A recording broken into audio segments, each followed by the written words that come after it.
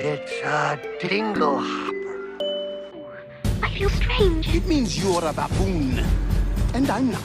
I'm talking about like a big bear. Phenomenal cosmic powers! Hold on, I'm going to do my actor thing.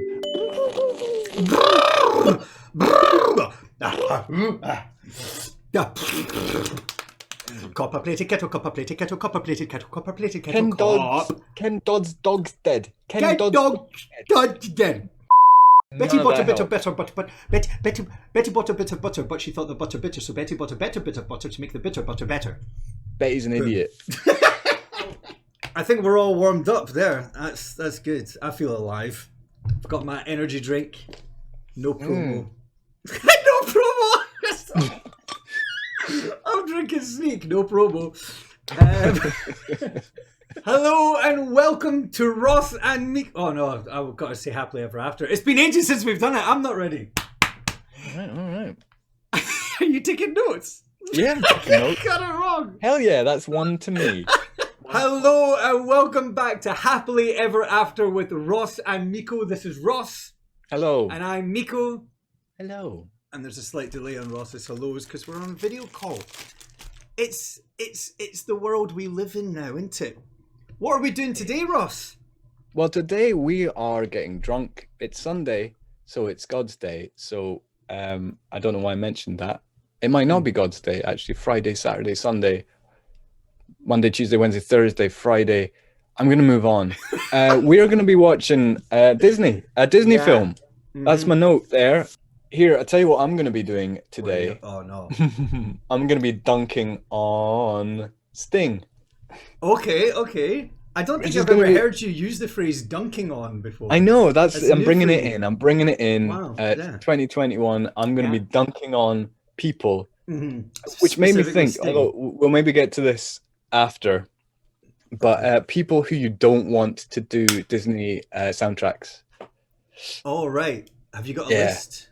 Well, Sting, yeah, okay. Well, you were in luck. you too. Me? Why not me? I did great. You jokester. Today we are watching Emperor's New Groove. Isn't that right, Ross? It is Emperor's New Groove. I have a small amount of details here. This is just standard stuff. 2000. That's the year that it was born. 20 years ago. 21 years ago. That's How too long, mental is that?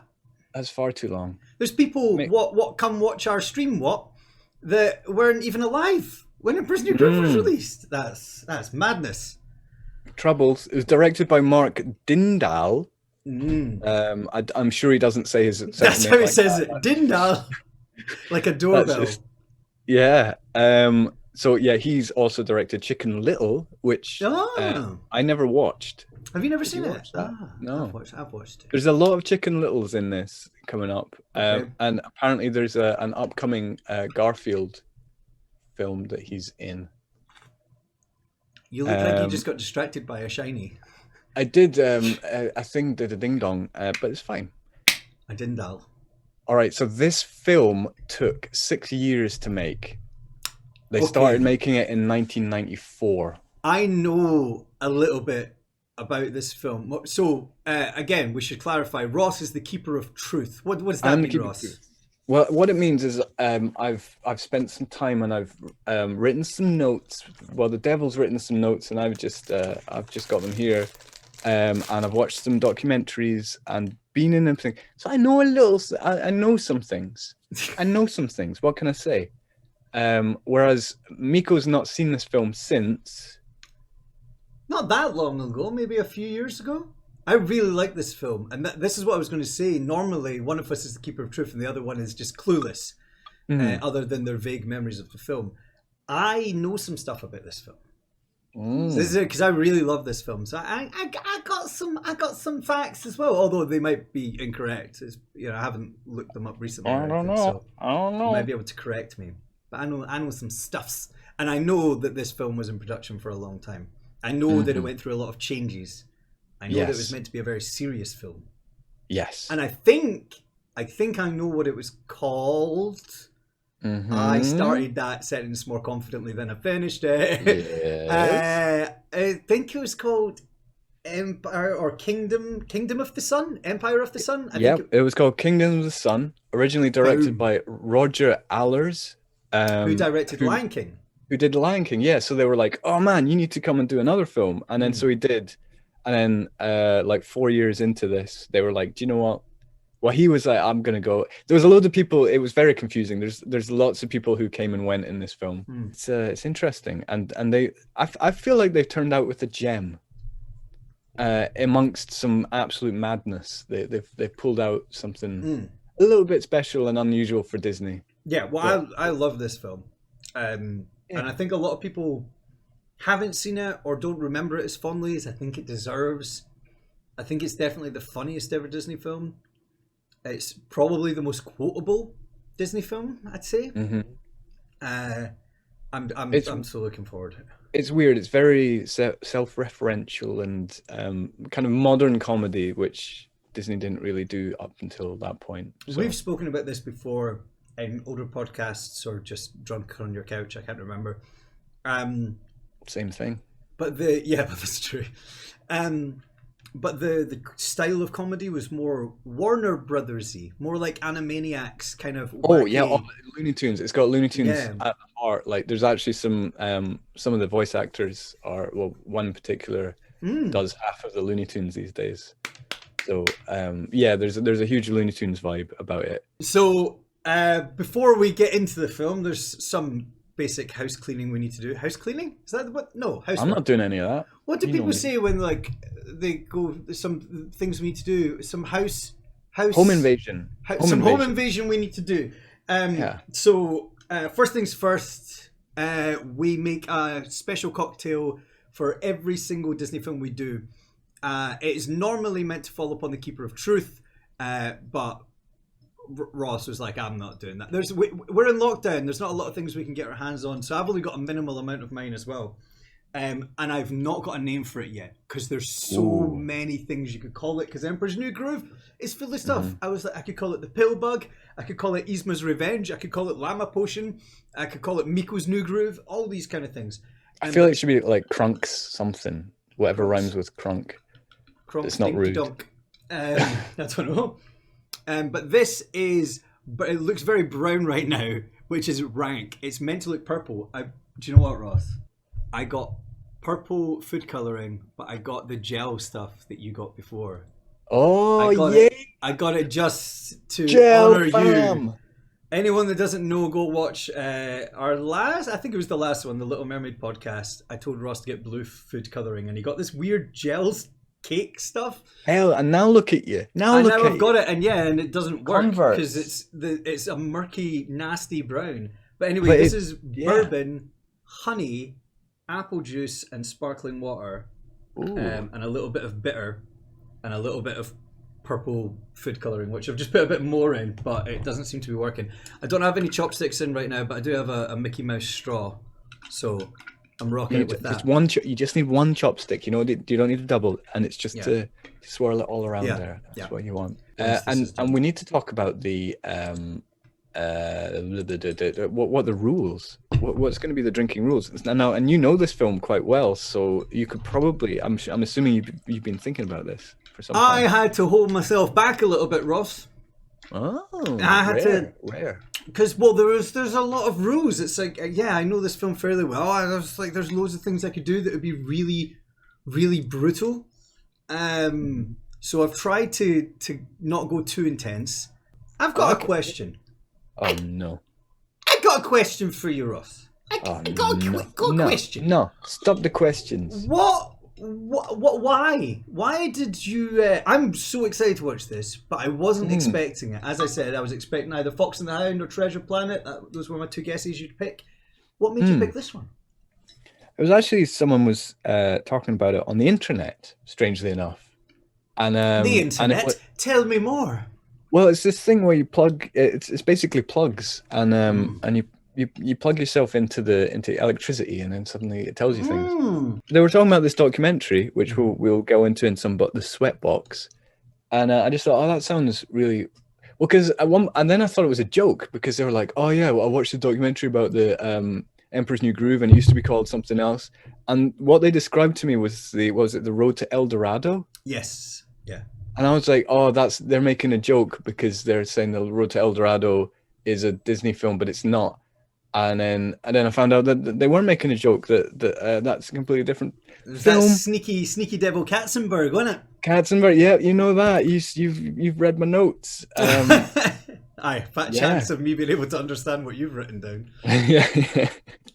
So I was like, oh, this sounds. And Sting, any chance to dunk on Sting, which is what we're doing in 2021. Ross is here to dunk on fools. Boom. Specifically Sting, who I did not know until right now he had a thing against. He a fool, and I dunk upon him. I know someone that you don't like.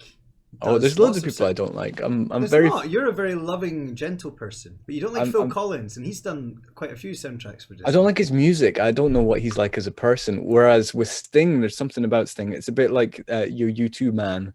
YouTube man. U2 man. Oh, Bono. Bono. Yeah, there's a thing about them. So what I loved about this documentary was within 2 minutes. This documentary is made by his wife, and within 2 minutes, one of the people in the documentary is like, oh, Sting, could you be any more obnoxious on camera? Because that would be great. Thank you. And I was like, yes. Why is she making a documentary about him or the film? Well, that's the question. It's half and half. You know what I watched last night, Ross? What did you watch? No, wait, no, let me guess. That's why you asked me. No, it must be something I know about because No. It was just a polite way to start. You're never going to guess. But go anyway, go. Oh, wow. You've excluded me from our own conversation. No, I'm trying to include You'll never know. It's all pointless. I believe in you. You can get it. It starts with an H. Was it a Highlander? No. Highlander 2? No. Good guess, though. I watched a horror movie, a spooper, on Shudder, the horror premium service, called Host. And it was very good. It was very, very good. Host. It was about a Zoom meeting where they do a seance over Zoom, and it all goes wrong. Spoopy, spoopy, spoop. Hey, I'd be up for doing that. Who would you want to speak to? Bring back from the dead? Me? No one. Yeah. That's creepy as hell. I would leave my house and burn everything down. No, there's no one that's dead that I want to talk to.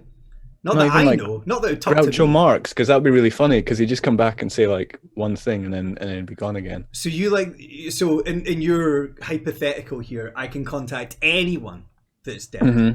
Yeah. Okay. I mean, we could contact Walt Disney. We could do a podcast with Walt Disney. Jeez, why have we not done that already? That's true. That'd be cool. I don't know. What about you? Do you have someone? Well, as I said, Groucho Marx, I think would be fun. Charlie Chaplin, but in his silent years. You would want to talk to silent Charlie Chaplin. Yeah, just to see what he does. Oh, so you in your hypothetical here, you can see the ghost as well? Not necessarily, but you could hear him moving. So you want to hear the ghost of Charlie Chaplin falling over? It'd be hilarious. Yeah. My thing's gotten a little bit more purple now. It's less like sewer water. I don't know what you're talking about. The drink. Oh, okay. I'm not getting that personal. I forgot about that. That was a private conversation. No, just because we're not on the internet fully. We're only half on the internet. You're starting to get. It's time for ding dong talk. Imagine watching Disney's Pocahontas with the spirit of the actual Pocahontas, and knowing how different that story is in real life. That'd be horrible. What do you mean different? Doesn't she get saved by Mel Gibson? By a raccoon. A raccoon called Miko. Yeah. I've not seen Pocahontas in ages. What else happens? She paints with the colours of the wind, which is just a confusing hobby. Her dad is sung by Jim Cummings, my guy. He doesn't voice the character, but when it comes to the song "Savages, Savages, believe in Herman," that's him.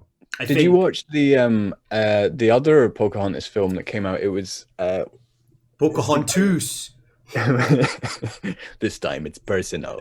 No, it's what's his face who directed The Thin Red Line, and Badlands and all that, and it looked beautiful, but it was like 4 hours long. And I think Colin Farrell was. I don't think I've ever seen a film that was 4 hours long. Yeah, he's good, isn't he? Good, Colin Farrell. Yeah, he is good. every time he turns up on stream, I'm like, stream on. Every time He's he comes always on our popping by our stream, guys. If you haven't checked out the Ross and Miko stream, Yeah. Colin Farrell's there sometimes. Anyway, let's get to this game. Let's play this game. It's a good thing I've recorded all those. Meanwhile, in the Temple of Doom, Ross and Miko got distracted. Oh, I made all those SpongeBob things, didn't I? Like 2 hours later. Oh, and I found there's a website where it's like an AI that does some of them are bad, but voices. So one of them is an actual SpongeBob voice, and you can type in, and it'll say stuff as SpongeBob. That's cool. But I've got you for that. Can you do a SpongeBob? Not really. Wait. Oh, Squidward's in this. Right. Don't jump ahead. Drinking rules. Miko, how are you drinking tonight this evening? Oh, heavily. Nice. As you know, Ross, I'm doing dry January with the exception of this Disney podcast. So I've been sober for 10 days. And it's not doing me well, but today we're breaking that, and we're breaking it in style because we have a few. It's not the most drinking rules I've ever had for a film. As I said, I had to rein myself in because there's lots of good to done. So we've got our Disney standards, which we always do, which both Ross and I will drink for all of these. Anytime a character dances, anytime a character sings, any sidekick wisdom. I think there will be a lot of that in this one with Kronk and Pancha. Oh man, Kronk! Man. Dead or missing parents. I don't know how often they get referenced, but he has missing parents. And an evil laugh. So we will drink anytime any of those things happen. The additional specific Emperor's New Rule. Emperor's New Drinking Rule. New Groove rules. I've had 2 sips of that New Groove cocktail, and I'm already. This is going to go well, everybody. There are 4 rules here. Ross will pick 2 of them. The first one he will pick is a name. Ross, you can choose between, I always let you pick first, Cusco, Kronk, or Emperor and Yzma. Ooh. I think Yzma probably shouts Kronk a lot, so I'm going to avoid that. Okay. My boy Kronk. So you're down to Cusco or Emperor plus Yzma. All right, I'm going to go Emperor plus Yzma. Okay, so every time someone says Emperor or Yzma, Ross will take a drink. I'll go. Right. I'll let you choose. Should I go Cusco or Kronk? You got to go Kronk, right? Okay. Or are they going to say Cusco more because he's a llama, and everyone's going to Cusco? Where's Cusco? All there is a llama. No, it's going to be Kronk. She's going to be shouting Kronk constantly, right? Yeah, probably. I think so. Kronk! Yeah. So the easiest one, which Ross will not be drinking for, but I will, is every time the 4th wall is broken. This film is a bit self-referential, breaks the 4th wall. So anytime that happens, take a drink. Anytime someone uses a potion, or a potion happens, like a potion gets exploded or drank or anything like that, any magic potions being used or broken. And the big one, anytime someone says the word llama. So I will let you choose between llama and potion. Llama will definitely get said more. However, there is a scene towards the end. There's a scene at the end, with all the potions. Yeah. But do they keep saying So you will have to drink for every single one of those potions. Jeez, you're harsh. Yeah, baby. So your choice is either get real drunk early or get real drunk late. All right, I'm gonna be llama, but I'm gonna be on mostly beer, so hopefully that won't. Nice. Okay, and so for anyone watching or listening along in the future or right now on our Discord, those rules again, if you're doing full Miko rules, it's every time someone says llama, every time a potion is used or broken, every time someone says either you can choose your own Cusco, Kronk, or Emperor and Yzma, and anytime the 4th wall is broken. Plus the Disney standards, any dancing, singing, psychic wisdom, dead parents, or evil laughs. Whoa! Yeah. So, okay, there we go. That's the film. Those are the rules. That's the thing. That's what we're doing. Let's go and watch this film. Let's have some drinks if we're imbibing in that way, and let's come back here and talk about the film. Do you have a fact that you want to give us before we go in? You sometimes like a sneaky little bonus fact before we start? Sneaky bonus fact. So I did a little sneaky one when we announced this on Twitch. Sting. Let's dunk on Sting. That's all I'm going to say. Let's do it. Ross, I'm very excited. Have you got your beverage ready? I will do in a minute once I go away and come back. Excellent. Let's go away, come back. Let's go watch the film. Bye. See you soon. Let's get back into it, Ross. Do you want to do our intro back in? Bum, dun, dun, dun. Yeah, and the podcast. Do. We just watched The Emperor's New Groove. We did. Everybody. We did. It was really good. It was really. It's so good. It shouldn't be that good. That's the thing. It shouldn't be that good. It should be that good. It shouldn't be that underrated. That's what it shouldn't be. Oh, there you go. Oh, you've pulled that rug from under me there, and I thought that was the rug of victory, and you just went, "No, I shall have the rug of victory." And stand upon it with your improved words, you arsehole. I don't know what that means. Like, all I know is that this film doesn't get enough attention and enough love. When people talk about their favorite Disney films, this film is often forgotten. And it's so different from every other Disney film. It is significantly funnier than probably every Disney film, in my opinion.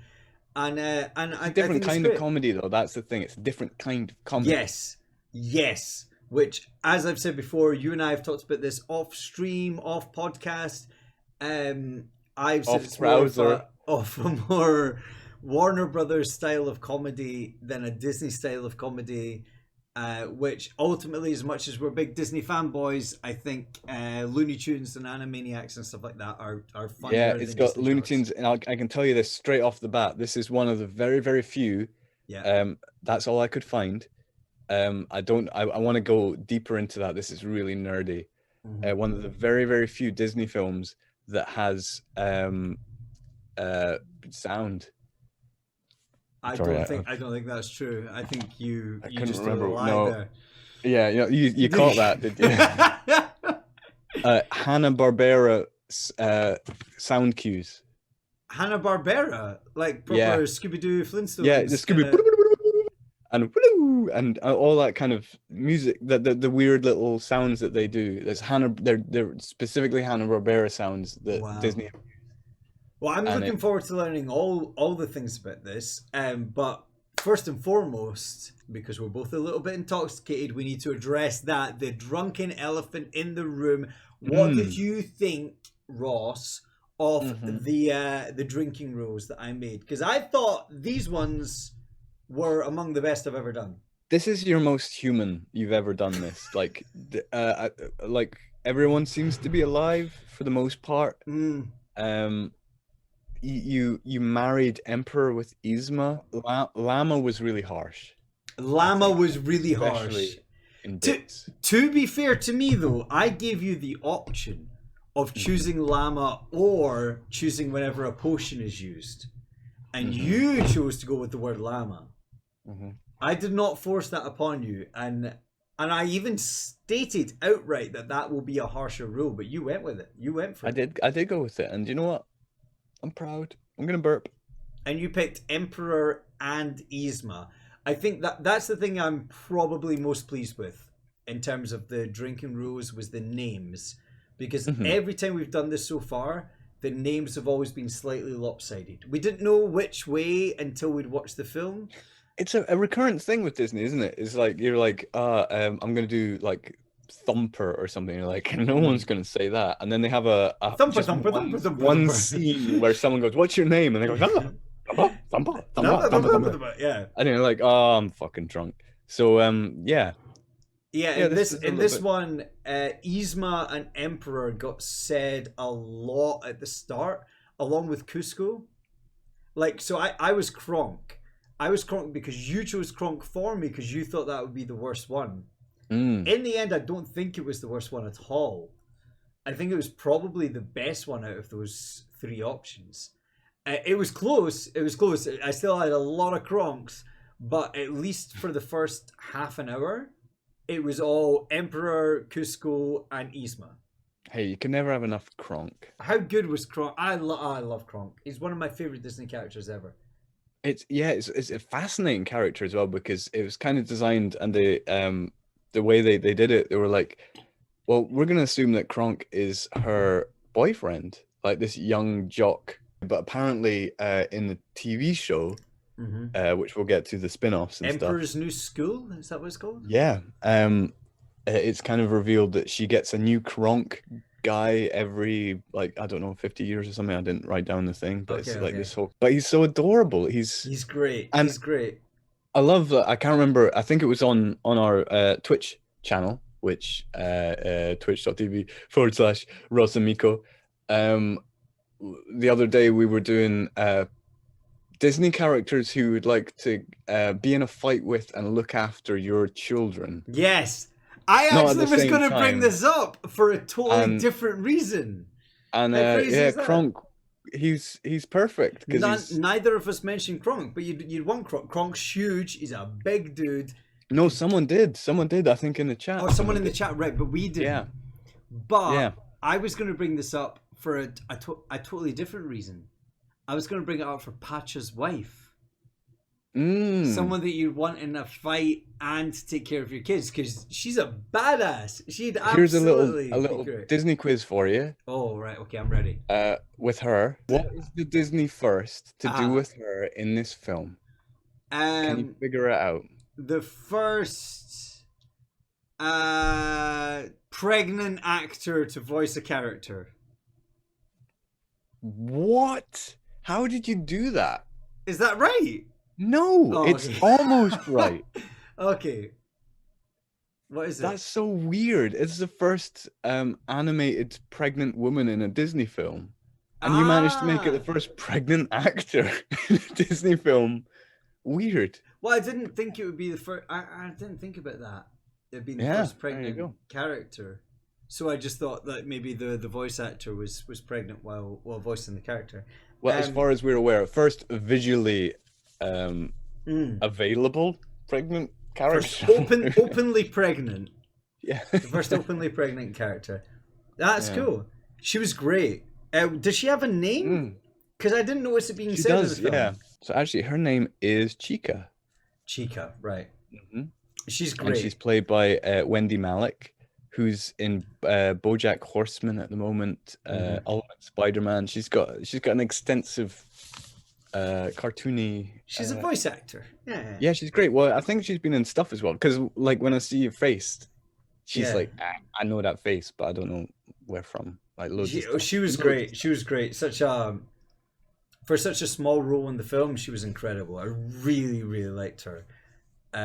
Just that confidence and comfort and kindness, it all just came across so quickly. I mean that's in the writing as well, which is it's like and to me a peak example of how a character that isn't in a film for very long can have a very, very strong presence.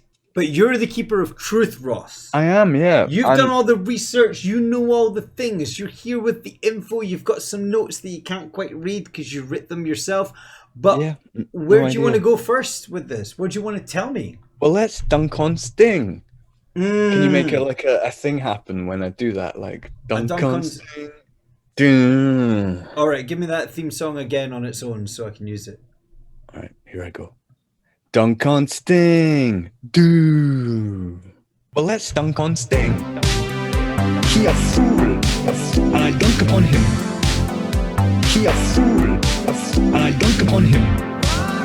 He a fool, and I dunk upon him.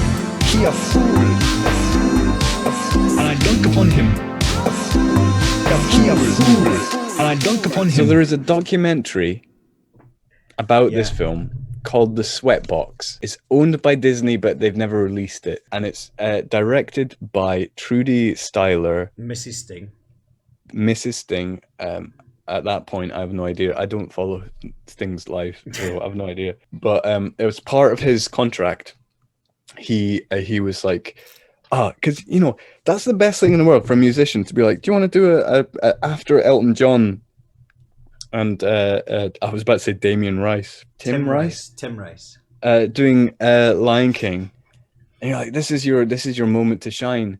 He had this this thing, and he wrote 6 songs, and that was without knowing. Like, to be fair to him, they were like, so here's the vague thing. So the original thing. So I should get to this. This film was called Kingdom of the Sun. Yeah. It was directed by. It was going to be directed by Roger Allers, Director of Lion King. Director of Lion King. They gave him this, and it was really exciting, and it was going to be a very serious thing, with lots of kind of ancient Incan kind of stuff going on, and it was going to be really large and huge and very serious, from what I understand. Yeah, it was. Well, it was going to be in the traditional thing of like every so often there'll be a song and there'll be an emotional moment, you know, like the classic Disney. Yeah. Which is absolutely not what this film is. But but originally it was. So Sting wrote 6 songs. And then it keeps cutting to like it cuts from them making the film to him being like, oh, I don't know if I've got any more time. Horse riding like in the Andes or something, and then cutting to him and he's suddenly in his like mansion in France, and suddenly cutting to him in his mansion in wherever it is, and cutting to his mansion in somewhere else, and it's like, this guy's an arsehole. I don't know. Dunking on that guy, Sting. His name's Give me Sting. the theme tune again. I can't remember. I mean, make up a new one. Dunking on Sting. But Sting would do it differently, wouldn't he? He'd be How like, would he do it? Ding, ding, ding, ding. You're just cutting all of this. This is bad, isn't it? No, it's great. Ding, ding, ding, ding, ding. See, so I'm trying to think of. You better turn out that light. Red light. Dunking on Sting. I don't know. Something to do with like, I hate him. Yeah, I can tell. Oh, I went blurry. I was so excited that my camera blurred out there. That sounds great. You're doing a great job. So Sting film did the songs. Why was Sting's songs? Why Sting's song was Sting not song. in the film? Let me tell you why Sting song not in this film. Because so this film took 6 years to make. Yeah. And it basically got made in the last year and a half because they threw everything out, which included the characters, which Sting songs were fundamentally they were about those characters. And because so originally the film was a Prince and the Pauper style thing where the emperor found a guy. May I come in to try and sound smart, Ross? You may come in to sound smart. Yes, sir. I told you I know some things about this film. I know some shit. Even though I'm not the keeper of truth, I didn't do any research on this, but I know some shit. Multiple truths. I should make it clear. The reason that I know some things about this film is I went to Disneyland in the year 2000. So that sounds like a Busted song. I went to Disneyland in the year 2000. Not much had changed, but they still went Space Mountain. There was a room where you could go in, and they had painted cells and stuff like that of the next film, and it was The Emperor's New Groove. But I think at the time I was there, it was still being called Kingdom of the Sun. I or they had another code name for it or something. But I know that I can't remember what it was you were saying that made me launch onto this rant. What were you talking about? Nobody does. It's fine. Do you remember? About a lot more serious. No, just a general film. What were you just about Sting? Fuck, what were we talking about? I don't need your red light. Do you know what's horrible? And I was like, I know what it is, so I was going to jump in and be like, hey, I know this thing, and then the thing that made me hate Sting, right? I think that's what you're trying to get at, and even if it's not, that's where we're going. Okay. His most famous song is about him when he was an English teacher, having a schoolgirl fancy him. I'll be watching you. No, the red light one, whatever that is. Roxanne. Yeah, and so they're like, can we get 2 songs from you, one at the start and one at the end? And he kind of pulls it off, and then obviously there's the Tom Jones thing, which is so he wrote that. Yes, he wrote that. You're the hippest cat in creation. The coolest he literally wrote that. And then you sing that for us, and he said no. people need to sing Need that. a younger person, and they got Tom Jones. It's so Who beautiful. surely yeah. must be ages with Sting. No, he's I think he's 16 years older or something. Oh, he's older. Okay, there you yeah. go. Oh God, yeah. Oh God, yeah.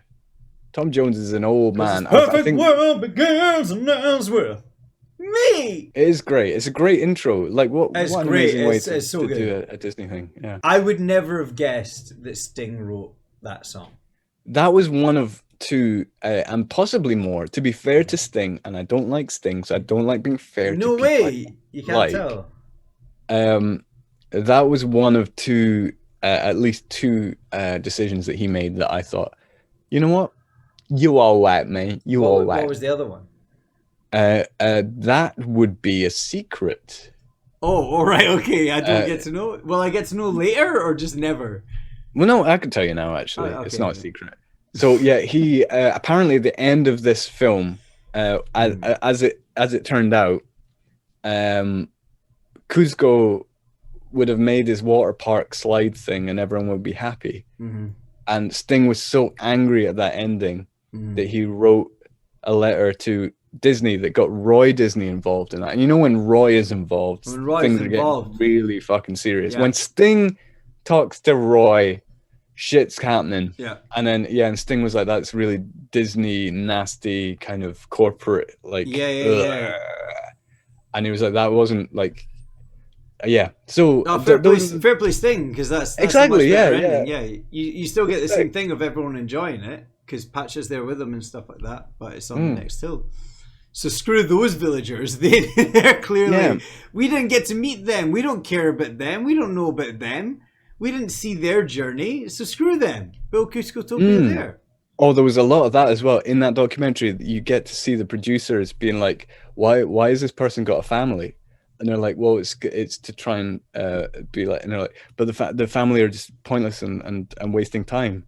And they're like, "Yeah, but what?" Yeah, it's really, really that's nuts. Interesting. Yeah, all of the things that managed to hit, but I think they were doing it like when you think about animation, they have time to work all this out, but they were doing this at like not even double pace, like five times. Well, yeah, because it had been delayed for so long.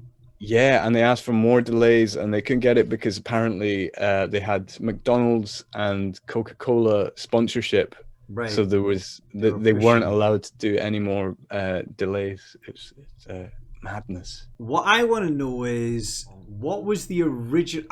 So here's what I know. I know that it was initially called Kingdom of the Sun. I know that there was a darker element to it. I know that it was going to be more Prince and the Pauper. That's what I was going to talk about earlier. Damn! It was going to be more Prince and the Pauper, and the idea was that the peasant who comes up isn't Pacha, it's someone that looks a lot more like Cusco. That's what I was going to... And the peasant was going to take they were going to swap places so that Cusco could get away with the pressures and all this kind of stuff. But because of the Road to El Dorado and because of the success and failure of other films in Disney and without, they decided to go down this more comical route. So, what I want to know is how did all that happen? What was the initial film going to be like? What can you tell me about that? Well, it was exactly what you said, and it was because of the really bad returns of Pocahontas, right? And what was the other one? You'll know that. I'll Notre Dame and Hercules. Yeah, they were just basically getting lower and lower returns, so they were getting desperate, and so they panicked. I mean, we would never have got this film without panic, I think, which is really interesting. They also this film came out at the same time as the live action 102 Dalmatians, which Disney put. I heard all the budget for this ended up going into 102 Dalmatians. That's what I heard. Yeah, they put all of their effort into this. Like this film, it was like that's insane. The other most quotable Disney movie of all time, 102 Dalmatians. And there's another amazing. There's so many things. I need to remove that so I don't say that later when I'm drunk. So yeah, the 102 Dalmatians came out the same thing, and this came out in December against Tim Curry's The Grinch. So again, it was Tim kind of. Carrey. Love Tim Carrey. Oh, sorry, Jim. Jim Curry. I need to put a little hook on that. So yeah, they kind of screwed themselves a little bit with that.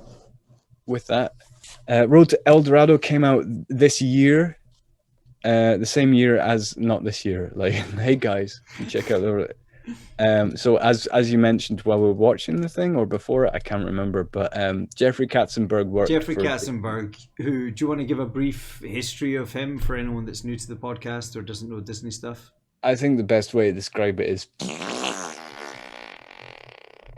Okay, well, I'll do it then. So Jeffrey Katzenberg used to work for Disney. Very, very talented and respected man professionally, at least.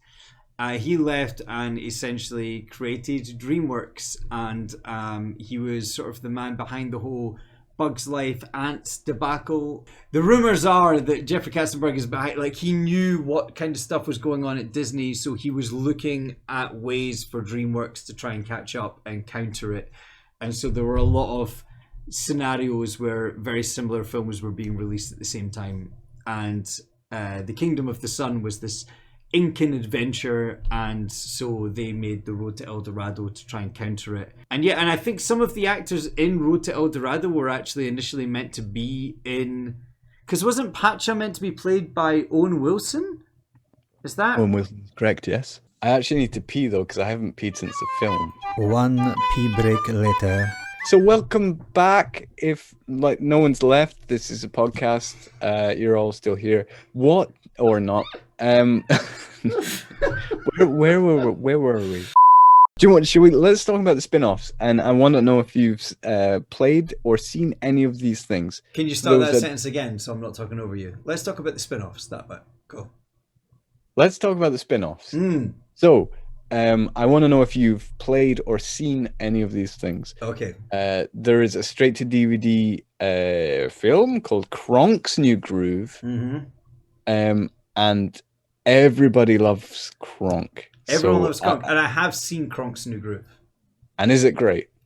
It's not as good as Emperor's New Groove, but as far as Disney sequels go, it's good. It's worth a watch. I wasn't disappointed. Straight to DVD. There's a TV series. Emperor's New School, I believe. Yes. I haven't seen any of that. I think the Disney TV series is I think they've been amazing. Like, look, the Aladdin ones. The Aladdin show is great. Yeah. And they got Patrick Warburton and Eartha Kitt in for Emperor's New School, didn't they? They did, and apparently they didn't get Spade, but they got those two. Yeah, no Spade or Goodman, but Goodman came back for like the last season of it. Okay. So they got a good amount of people. The only thing I know about Emperor's New School is there's an episode where Kronk appears in the woods in front of the Fountain of Youth, and he accidentally drains it, and but he gives Yzma the last drop, and so she goes young for a moment. So we see that she's a beautiful young person, and I only know this because I went down a rabbit hole years ago about the whole thing of Yzma and her insane vanity. And here's the thing: did you get the big joke there? The huge joke, the joke that we're all getting. I don't know what you're talking Everyone's getting the joke. Did you get the joke? Kuzco turns into 3 animals before he becomes a llama. Well, one of them is a llama. Yeah. The other 2, at the very beginning of the film, are his toys. No way! Yeah. So, let's see if I can remember this. He gets turned into a little bird like a yago. Like a tiny little sparrow parrot, yeah, a little parrot, and he gets turned into a big whale. Yeah. Oh, and so when he's a baby. Yeah, at the very beginning, it's like 1 minute's worth of things. So that's cool. Obviously, it's some kind of little potion that's like in his. That's memory. cool. I like that. I like that.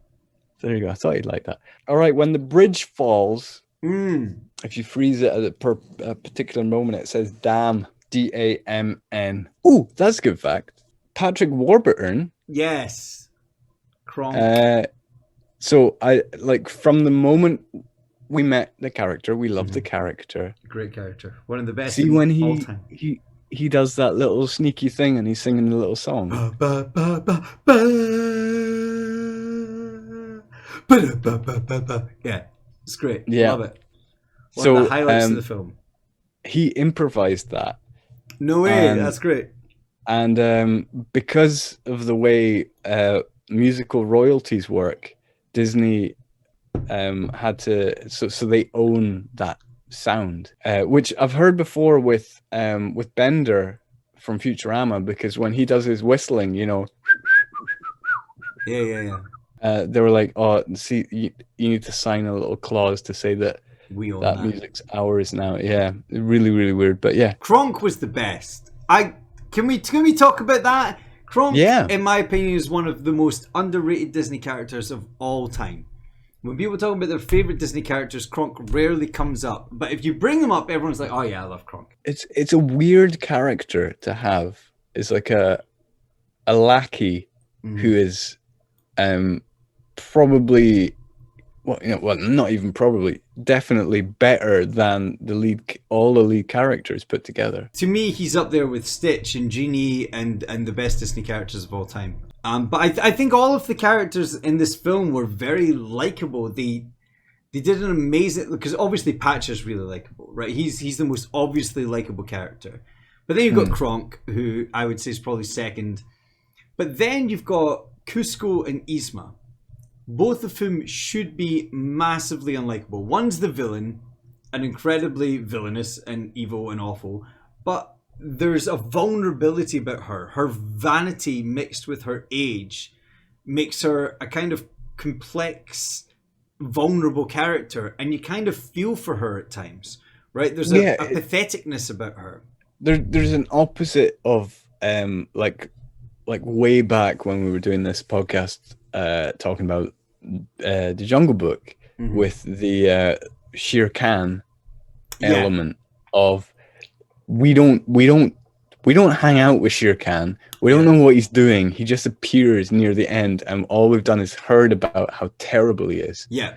With this one, we hang out with Yzma and Kronk, and we kind of love him. Yeah, it kind of works, and I think having the ability to make Cusco likable is so incredibly difficult. To make a character that is so instantly unlikable, so instantly you're like, that is like every rich, entitled fucker I've ever met, and at the same time you like them. I think the moment that I realized that was really cool was he'd done everything wrong, and he'd been incredibly unlikable and ungrateful and stuff all the way through, and then they're about to go over the waterfall, and you hear Cusco going like, let me guess, we're coming up to a big waterfall, pointy rocks at the bottom, bring it on.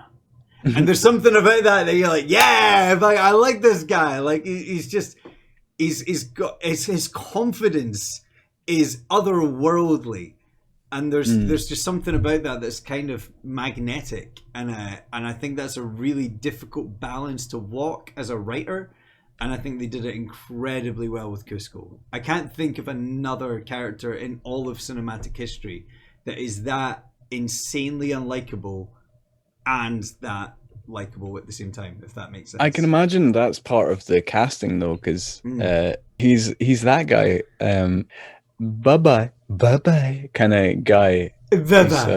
Yeah. I watched some of his SNL stuff after this, and well, not after this, because this is after this, but calling back to the original effort that they did, the original film, in the dinner scene where Kronk is lighting candles. Yes. The candle holder was one of the original characters who was supposed to be like a Lumiere from Beauty and the Beast. Well, no, he wasn't. He originally wasn't supposed to be an actual like candle holder. He was like an actual character, but they turned him into a candle holder. Huaka was a character from Kingdom of Sun who was going to be like Yzma's kind of guide type person. So there's a little reference there. Here's the thing for you, Miko. Go. You ready for this? Yeah. Cusco is the second Disney protagonist to be of Native American descent. Who was the first? And then who was the third? There you go. The second protagonist to be of Native American descent. Yeah. Well, Pocahontas would be before then. Correct. But then the third. The third, Native American. I mean, Cusco is like from like Peru. This all seems to be based on like Machu Picchu type area, so it's not necessarily Native American. But I guess if you're talking the Americas, America's one big. I don't know. Is my brain just going mad? Maybe. All right. What came after that? Chicken Little, Home on the Range, Dinosaur, Atlantis, Treasure Planet, Tangled, Wreck-It Ralph, Big Hero 6. You skipped it. What? Wreck-It Ralph, Frozen. I love doing this to Miko. My brain! He's so good at the numbers and figuring out when everything is. It's great, and he loves it as well. So it's not a crime. Not doing a crime right now. I don't know. What's the third one, Ross? I'll tell you. Tell me. Do you want me to tell you? Yeah, I want you to tell me. You ready for this? No. Kenai. Oh, Brother Bear. Brother Bear. I did miss it. You're right. That was 2003. That's upsetting. Oh yeah. So going way back, when we were watching this, I was like, "This is Shrek adjacent." Yes, you did say that at one point. What does that mean, Ross? Well, I'll tell you. I mean, what it was that made means. it was made at the same kind of time. Exactly the same kind of time, but the main thing why I said that because I'm a big Shrek, Shraker. I'm a big Shraker. It's like a hater, but Shraker. This was the last ever animated film, full length animated film, before they brought in the Academy Award for Best Animated Feature. Right. So this is one step away from winning the Oscar, from being the first. How would you have felt about that, Ross? Because I know you're upset that Shrek won the first ever Best Animated Feature. It was Oscar. up against Monsters Inc. It was. Obviously, for anyone that thinks that we're just Disney homers, there was a Disney film up against it as well, which was Atlantis. We're not arguing that as much, but the fact is it beat Monsters Inc. Shrek beat Monsters Inc. And when you think about animation and the steps that were taken, the absolute advancement of animation technology that was Monsters Inc., along with it being hilarious and a great story and everything else, the fact that Shrek should never beat Monsters Inc. in anything. There's nothing that Shrek does that Shrek is so lazy in so many ways. It frustrates me, and that's the thing. But it's a populist thing, you know. I've got to let it go. So I'm letting it go by crossing this out. Okay, it's hard to make Ross as angry as Shrek does, but I try. Every single day. 1 pee break later. All right. So you were saying something about John Littlegood. No, John Fiedler. Fiedler. Who you spotted instantly? Who is the voice of Piglet? Piglet. Yeah. This is his first Disney role as a human. No way. Yeah. Can you name? Now, he's been in loads of other Disney films, mostly as Piglet. Can you name the? Because we've covered him because we've spoken about him before. Oh, Can you remember which film that was that he's in? Is he in Robin Hood? No, you got it. You did it. How does he do it? He plays the turtle in Robin Hood, doesn't he? The little turtle with the big glasses. Smaller character than that. He plays the what? He plays the little mouse. Yeah. He plays the little mouse in the church. Yeah, I think it's Father Sebastian. I can't read my writing, but it's either Sexton or Sebastian. Yeah. Yeah. Sexy Sebastian. Sexy Sebastian. Yeah. That's right. Yeah, and he's looking out for Friar Tuck. That's right. Yeah, he's such an amazing voice. It's amazing. And you were asking about Wendy Malick, who played Chica. She was great. She was so good. She was what good, an honestly. amazingly likable character for being in it so little. I think In the documentary, it's it's so weird because the animator who was assigned to her character, he was like, oh yeah, they kept coming up to me and being like, we've got some terrible news, your character's died. And he'd be like, all right. And he's been spent months drawing her in all the different like poses, and then they come back to her and be like, back to this guy and be like, oh, by the way, great news, she's got some lines, so you can bring her back in. And he was like, all right. And then they come back to her again, and be like, oh no, she's dead. It was crazy. so. Two of my favorite Disney films ever are Princess and the Frog and Jungle Book, and the one thing that both of them have in common, aside from incredible music that really fits the theme of the film better than, in my opinion, any other Disney movie, is a lot of side characters. Both of those films have a lot of side characters that don't have a huge influence on the plot. They aren't in there for very long, but they're all very well realized, very likable, very memorable. And in a weird way, I feel like, what's her name, Chica? From Emperor's New Groove, sort of fits into that category of a character that is there, isn't in it for very long, doesn't affect the plot all that much, but is awesome. I can say that one of the animators, Andreas Deja, he after the nightmare of this film, he left because he was doing Yzma, but like he ended up bailing, went to Lilo and Stitch, was the lead animator for Lilo, and I'm burping a lot. Oh, I had meatballs. He left because he was like, that version of Yzma is not the version that I want to animate. So he went on to Lilo and Stitch. He did Lilo on Lilo and Stitch, and then he went on to do Madame Odie. Mama Odie is one of my favorite characters. I know. This film has had, hold on, we can do this, 3 Annies. So Annies are animation awards. It's like the Oscars for animators. Nobody really watches them or pays attention, but they're really awesome because so many people do so much stuff. So this one 3. I don't know what the categories are for Annies. But yeah, I'm going to be guess vague. best lead female Yzma.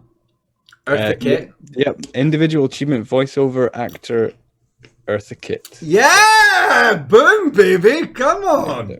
Yeah. I'm glad she won that. She deserved that. She was incredible. Do they have a best soundtrack, not as in emotional musical soundtrack, but the sort of dum dum dum dum dum dum dum dum dum dum, all that kind of stuff? Yeah, I'm going to give you that, but I don't think what you're saying is what's happened. But it's individual achievement in music. Sting and David Hartley, who was his the guy that basically did all the work. Okay. If you watch that documentary, it looks like it. Okay. But okay, so the one for the music. They're not the people that actually did the orchestral stuff. Okay. Yeah. But I'll give you that. So what else could it be? Individual achievement for character animation. Dale Baer for Yzma. So yeah. A lot of love for Yzma. Yeah. Oh yeah. She was amazing and really cool. And it kind of sucks that the original animator went on, but went and did Lilo, who was also awesome. A few segues later. This is Disney Shrek, and it's better than Shrek, and that's another thing that's really frustrating about Controversial. No, it is. I agree with you, but I'm a Disney nerd. Well, don't say controversial. It's controversial. Some people will disagree with you. That's fine. I have two exciting Disney, really hardcore Disney questions for you. I love it. Give me it. They're really hard though. Okay. So during this film, the animators, because of the length that it took, and the pain and all the stuff that was going through, and everyone was dealing with different things. Yeah. Sorry, I'm just burping a little bit. A little bit more. A little bit more. No, so much more. So yeah, during this, to keep the animators together, Disney allowed their these animators to work on Eric Goldberg's short film that he was working on, who was a Disney animator. He was doing a short film, and they were like, "Yeah, now take these animators because this is paused because this is a nightmare." Yeah. They all went and did a thing, and then Disney was like, "Oh, we really like that thing. Can we put it into Fantasia 2000?" Ah. Can you guess what the thing in Fantasia 2000 that they all worked on I've was? never seen Fantasia 2000. Oh, so right. No, Well, I in that can't. case, I no. can't. No. Have you seen it? Have you? Yeah. Oh God. Yeah. I've got it. Yeah. It's beautiful. All right. Well, that ruins that ruins that game, doesn't it? But yeah. So it's Rhapsody in Blue, which if you watch is an incredible, beautiful thing. So that was a little standalone film, and it's got like that really cool style because it's a really jazzy. It's a jazz piece. So yeah, it's really beautiful. The other one was, hold on. Sorry, I just don't want to hear turning the pages. You don't want me to hear you turning pages. Yeah. Why? I'm a professional. Professional. Yeah, I'm a professional. I'm a professional. All right. So, according to IMDb, I know that site. Which is wrong, by the way. There is 4 times Disney animations. Wait, but this fact is wrong. In the same year, 4 times. So I was like, "Oh, cool! That'll be a great thing." So, what 4 times 2 films come out? But this is wrong. You've already told me it's wrong. Yeah, no, it's 7. Why are you asking me a trivia wrong? A trivia Well, question it's wrong? 7, and I'm like, how many of those can you figure out? Oh man, Including this year, so you'll get this year, no problem. Okay, there was 2 in 1940, Fantasia and either Dumbo or Bambi. I can't remember which one. I think it's. I'm giving you the year. I mean, there's no points awarded here, but you have the year right. 1940, Fantasia. Yeah. And Dumbo. Incorrect. Bambi. Incorrect. What? Pinocchio. Correct. There you go. That's your first year. Okay. Bullshit. But okay. Bullshit. I call bullshit. Was there any in the 40s? Because if so, I'm not going to get them. Yeah, there was, and that's Saludos Amigos and Melody Time. It was Saludos Amigos and Bambi 1942, which was one of the ones that they totally missed out of their IMDb. Yeah, because no one includes the wartime era. We haven't done any of these films. The next 2, we haven't done any. We haven't done them yet. Oh, the Popo are coming. The Popo. Yeah. Okay. The year 2000, 2 Disney films were released at the same time, which is Emperor's New Groove, the one we're talking about, and Dinosaur. Yep, you've got that one right. Yep. Okay. I think Chicken Little was released the same year as another one. I don't know. Right. Yeah, we could spend ages on this, me trying to figure it out, and I think I could do quite well, but... All right, so the next one is, 1977, Many Adventures of Winnie the Pooh and The Rescuers came out at the same time. If you tell me the year, that could be a fun way to do it. Tell me the year. All right, see if I cool. can guess what they are. 1999? 1999, oh shit. Well, 99, Tarzan? Mm-hmm. And This is a trick. So it's not necessarily an animated classic. I suppose it is, but it's a trick. I don't know how else to say that. Lion King 2, Simba's Pride. Oh no, that's all DVDs. This is like into. Oh, this is cinematic release. Yeah. I don't know. All right, sorry. Yeah, it's Fantasia 2000 came out in 1999. Of course it did. Because otherwise it would come out 2000, and then they would have had 3 in 2000, which would have been Yeah, nonsense, okay, including yeah. Emperor's New Groove. Okay, yeah. So there's 2 post Emperor's New Groove. There's 2002. 2002 is Treasure Planet. Fuck. Treasure Planet. Treasure Planet. And another Disney film, Lilo and Stitch. Correct. Fucking hell, fuck. I lost And my shit. finally, 2016. 2016, I don't fucking know. The last time. That was too close. So to reality. Frozen, Big Hero 6, what else came out around that time? Moana, I don't know what year any of these things were released. You're correct with Moana. Moana, nice, okay. Moana and Ralph Breaks the Internet. Zootropolis. Zootopia. Zootopia. I've got Zootropolis. I don't know what. Tomato.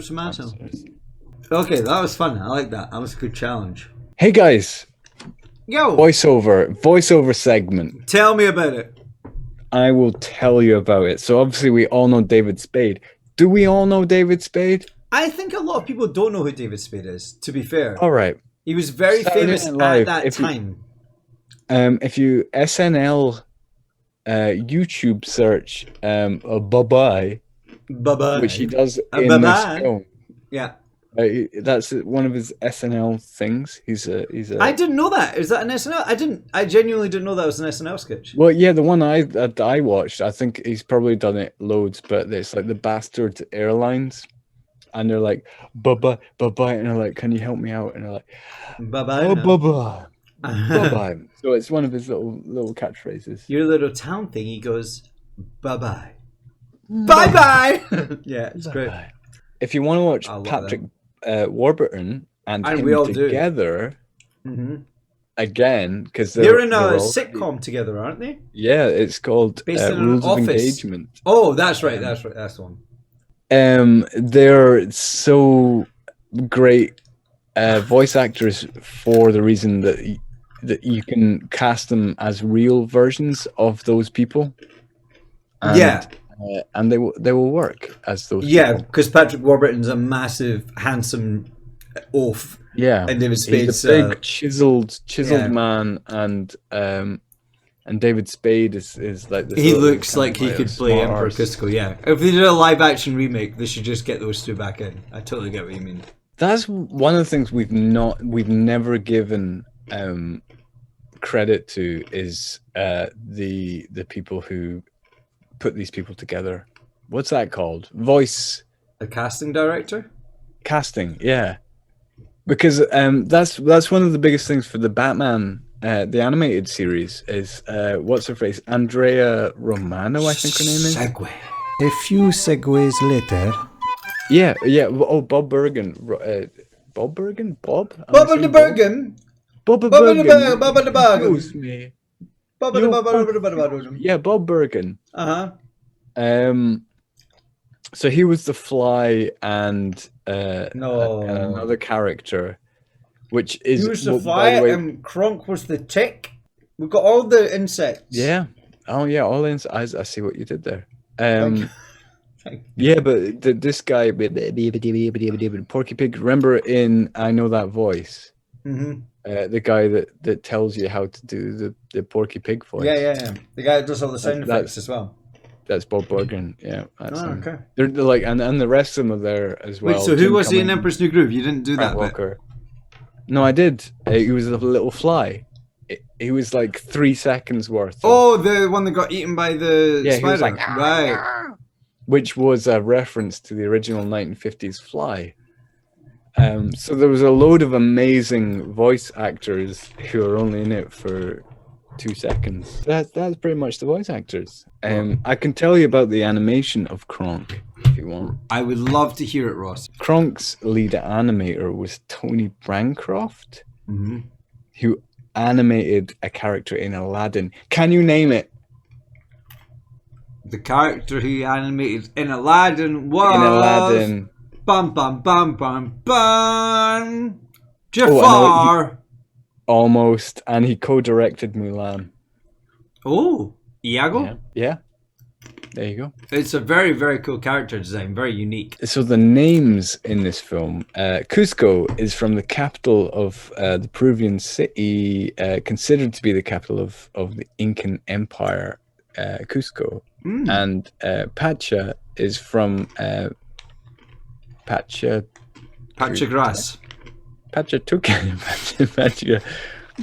which is the most improved what am I saying? I don't know, but it sounded amazing.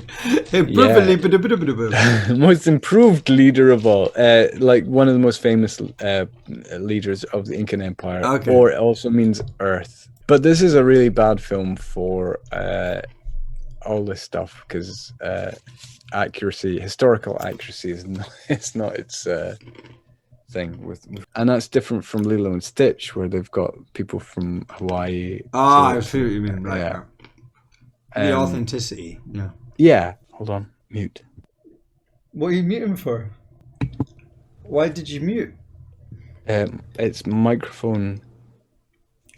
Stylish microphone nonsense. I've got one more thing for you, Ross. I got 99 problems and a Kronk challenge is one. I've sent it to you over WhatsApp. Oh no. I am going to be the waitress. No. You know what to do? Wait, what? I've sent you a bit of dialogue. I'm going to read the waitress's part. You're going to read Kronk's part as fast as you can in his voice. Alright, okay. Like he would. You ready? Okay. Are you ready or do you want to practice? No, let's go for it. Like, I can edit this all day. Well. I'm not going to do this well, so go for it. Are you sure? Am I the waitress? No, I'll be the waitress. You ready? Alright.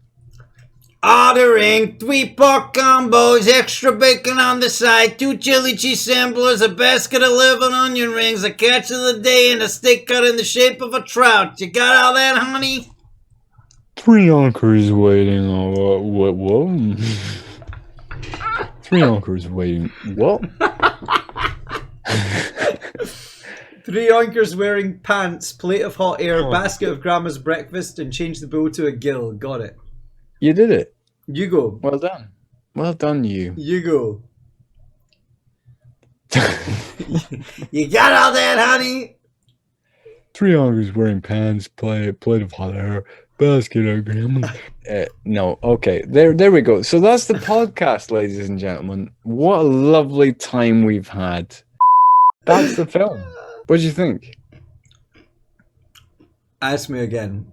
Out of my mouthful of chocolates. No, I'm burping. You go. Anything you want to say before we finish up, Ross? No, thank you very much for joining us for this pod. It's been so long. We've been trapped in little bubbles. We have been, yeah. And I didn't have editing software, but now we're back and we've done this, and this is the first time in months that you've been drunker than me at the end of the podcast, Ross, and I want to thank you for that. Oh, I bet you're really happy about that. Yeah, I'm kinda. Ross, you're a champion. Thank you for being the keeper of truth and giving us all the facts, including the ones that you decided you couldn't be bothered giving us. We look forward to hearing about them in a future episode. We will be back next month with the next Happily Ever After. We're back on this train. Ross, is your hand tired from waving yet? Because I can keep this outro going for a while.